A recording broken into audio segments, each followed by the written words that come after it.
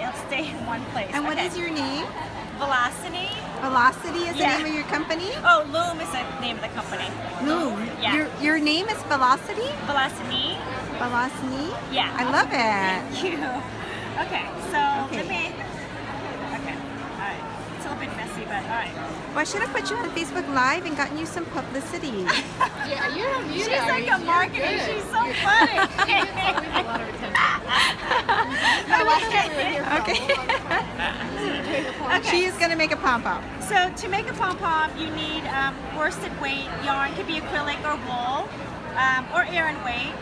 To make it go twice as fast, double up your yarn using 2 ends. So I'm just going to use this side because I'm just going to make us, I'm going to make a big pom-pom, but not too super big. You're probably going to go, like we're going to go 160 revolution altogether, but since you're doubling this up, you only need to go 80. Did you hear that, Mom? Awesome tip. She's so funny. Okay, all right. So I'm not even going to count because I don't really, You just go. Yeah, I've done it so many times. And you could just eyeball it. Okay, I'm going to put in a little bit of pink. So if you wind in some other color, you could wind in something like this. I just took all these yarn scraps that were like 8 feet, 3 feet, and I just started winding them together. Okay.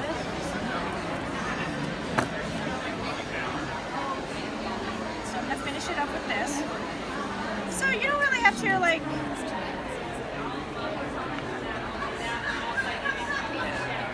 this gray yarn is a little bit, like different yarn is different. Some just has more body and some doesn't. This gray one is actually kind of on the flat side. So I'm putting in a lot. So when you're done, you just put it here, clip. And then you're gonna cut 2 feet or 18 inches of embroidery floss.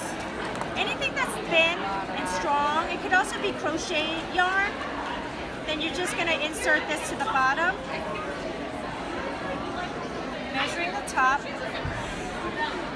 So before you make this first tight double knot, just flip this over to make sure this is in the middle. So this is a little bit off center, so I just push it to the middle.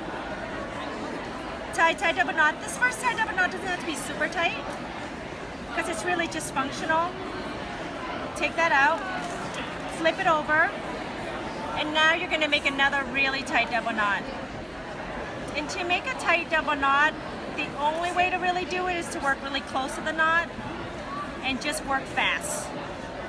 So when your ball is tight, it becomes a circle like this.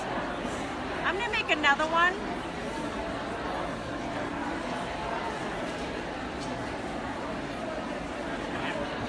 And the nice thing about using a strong, thin yarn is that it can just, you can make, if the third one isn't as tight, you just make it another one, it'll never show. If you use a thick yarn, it's going to create an indentation in your pom-pom.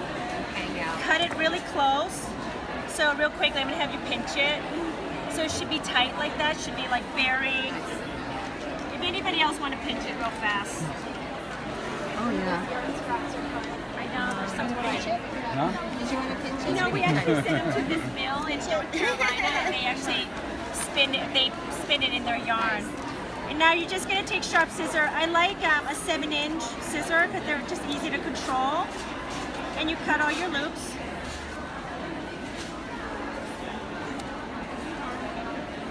Okay. So most people, when they're starting to make their pom-pom, just cut all your loops. You know, a lot of people are cutting it a little bit like this. I just say just go for it. And a good way is to cut yourself a circle. This one is 1 3/4. Put it center to center, and you're just gonna cut a ton off. This is the only way to get a really dense and tight pom-pom. And it just moves everything faster. Oh, such good tips. So that one is a good one because otherwise you will be trimming your pom-pom for 3 hours. Yeah, I've done that before. Right? Like, cause I mean, I get it. You're afraid to take too much off. Okay, so it's not going to be perfect. It's a 3-dimensional shape, so you're going to flip it over one more time and then curve it. Okay. So if you're making this like with the little kid, like, you know, for kids, like this is good enough, like it's fine. But, you know, since you guys are all pros, okay, all you do is you can now now gonna trim it so that it looks like this. You're gonna pick one spot and cut it.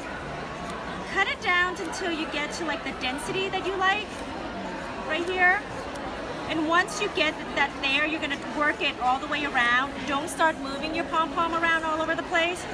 This is how you keep it to be a nice kind of round circle. Okay. So sharp scissor really helps. Okay. So you might end up going like 2 or 3 times around. Just clean it up, making sure that it's all even. So now what you have is, see how it's like all cleaned up, but you have basically 2 hairy ends here. So now you're just gonna work one side of this and curve it. Just clean it up. Again, just only concentrate on one side. And then now you're gonna do this side.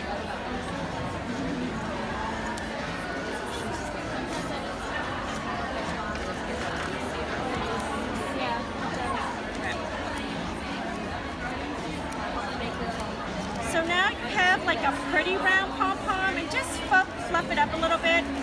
And now like a real haircut, you're just gonna clean it up. See how it's still a little raggedy?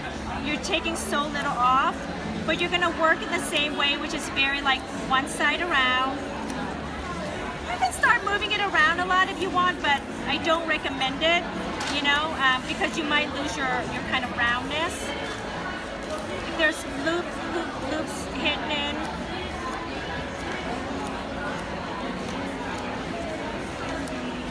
So this part you're probably going to be doing for another 2 or 3 minutes. This yarn is fuzzy. And that's it. I mean, that's pretty much, this is a part that like is going to require a lot of little trimming everywhere. So you're taking very little off. All right, it's not perfect, but I want to show you one more thing. So if you want to attach this pom-pom to anything, what you're going to do is you're going to take, you're going to cut whatever string you want to attach it to. So if you're going to do it as a necklace or something like that, you're going to thread your needle, you're going to gently poke your pom-pom, and once it feels hard as a rock, you're just going to spread this open. And so that tight middle string that I tie, it's running this way. If you're making a garland, you can take it to the opposite side, but if you're attaching it to anything that's going to move around a lot, you want to go underneath it and then just thread it, whatever. This could become an ornament or whatever it is, because then now it's pulling on that middle cord and not all the yarn that's inside. If it starts pulling on the yarn, the inside can start breaking the pom-pom. So that's it. It's still a little bit raggedy, but you will shave it. But that's how you make a pom-pom. Oh my gosh, it's amazing. Thank you.